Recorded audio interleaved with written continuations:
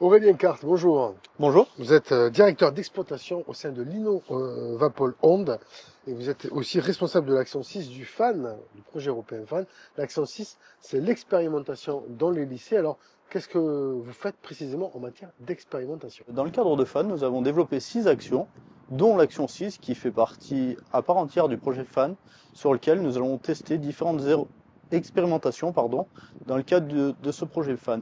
Ces expérimentations reposent sur toutes les dernières nouvelles technologies agricoles que l'on peut avoir aujourd'hui sur le marché, plus quelques prototypes qui existent. Et dans ce cadre-là, nous avons différents pôles d'expérimentation qui vont servir à faire la pédagogie de nos jeunes, plus ou moins jeunes, ça passe du 3e jusqu'au public en reconversion, sur ces technologies-là pour s'adapter au métier de demain. Alors, dans le cadre de FAN, nous sommes 5 établissements publics à répondre à ce projet-là. Donc, nous avons voulu faire des expérimentations différentes sur chacun des sites. À Saint-Gaudens, on va tester le pâturage virtuel avec l'écolier GPS. Premier site en France à avoir cette technologie-là. Et donc, on va bien évidemment profiter de ces équipements pour former nos jeunes.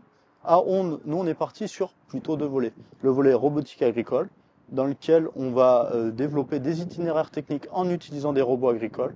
Nous avons testé les robots grande culture, 2 robots où nous sommes les premiers établissements publics à avoir ces robots-là. Voilà, donc nous testons ces technologies-là. Donc c'est des robots qui sont censés remplacer des tracteurs. Voilà. Sur l'EPL de Pamiers, ils sont sur la serre maraîchage agrivoltaïsme 2.0, donc cumuler les panneaux solaires et la production de végétaux. À Onde, on a aussi cette spécificité, mais plutôt sur l'aspect grande culture, céréales, maïs, etc. Sur le projet de Montpellier, eux, ils se sont spécialisés sur tout ce qui est pulvée de précision sur la vigne.